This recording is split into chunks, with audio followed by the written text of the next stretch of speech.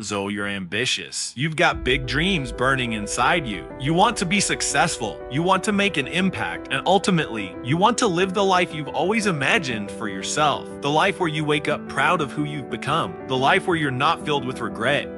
But there's a problem, isn't there? And you know exactly what it is. You're lazy. Now, before you close this video, hear me out, because I'm not here to judge you. I'm here to tell you the truth. You know exactly what you should be doing. You've got the list in your head right now. Hit the gym, work on that business idea, learn that skill, build those relationships. But here's what happens instead. You don't do it. Day after day, you choose comfort over growth, and that choice, it eats away at you. The guilt starts small, just a whisper in the back of your mind, but then it grows. Days turn into weeks, weeks turn into months, and that guilt, it transforms into something even worse, acceptance. You start telling yourself, this is just who I am. I'm a lazy person. And once you accept that identity, you've lost the battle before it even begins. Then the new year arrives, fresh start, right? Same goals from last year, maybe worded a little differently to make yourself feel better. You start off strong, you're motivated, you're excited. Maybe even a little delusional about how easy it's going to be this time. But then, like clockwork, procrastination creeps in. And it doesn't knock politely. It shows up like that one relative who always arrives uninvited, sits on your couch, and just won't leave.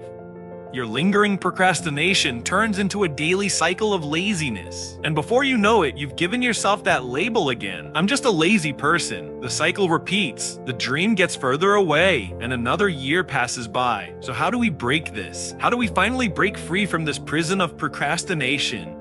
Now there are thousands of videos on the internet promising you the solution. Delete social media, remove all distractions, wake up at 5 in the morning, cold showers. And look, some of those things might help for a week, maybe 2, but they're banned. AIDS, they only address the symptoms. They don't touch the real issue. They don't address the root cause behind why you procrastinate in the first place. And that root cause, it can be summed up in one word: inertia. Now stick with me here, because this is where everything clicks. In physics, inertia is the tendency for objects at rest to stay at rest, and objects in motion to stay in motion unless acted upon by an external force. This is Newton's first law of motion, and here's the thing, it applies just as much to your tasks as it does to objects in the physical world. Getting started on any task, no matter how small it seems, requires an initial push. It requires energy to overcome that resting state of inertia. And this is precisely the issue we face. We make this initial push so massive and so difficult in our minds that we just avoid the task entirely. We tell ourselves, I'll do it when I feel ready. I'll do it when I have more time. I'll do it when the conditions are perfect. And then we distract ourselves with cheap dopamine, inducing activities that make us feel good in the moment but leave us empty in the long run. So to break procrastination, we need to break inertia. And there are 2 powerful ways to do this. First, make getting started ridiculously easy. Reduce the stakes. Take the smallest step forward imaginable. For example, if you tell yourself, I need to sit down and complete my 5,000-word essay, the inertia is enormous.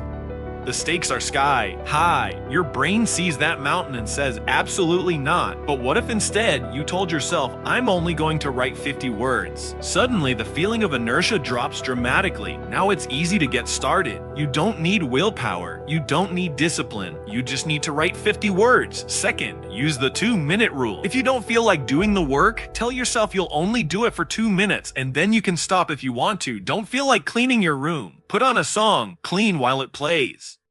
When the music stops, you stop. Don't feel like studying. Open the book for just 2 minutes. Here's the beautiful part. Usually, you'll keep going. You'll write more than 50 words. You'll clean longer than one song. And this is because objects in motion stay in motion. Once we get started, we start gaining momentum, and that momentum carries us forward. Initially, it's like pushing a massive ball uphill. It's hard, it's exhausting, but once we pass that point of inertia, it's downhill from there. Working on your side hustle, building deeper relationships, learning that new skill, pretty much anything you can think of. As Martin Luther King once said, you don't have to see the whole staircase. Just take the first step. So stop waiting for the perfect moment. Stop waiting to feel motivated. The perfect moment doesn't exist. Motivation is a myth. What matters is that first step, that tiny push that breaks the inertia. Take it now, not tomorrow, not next week, right now, because you're not lazy, you're just stuck, and now you know how to get unstuck.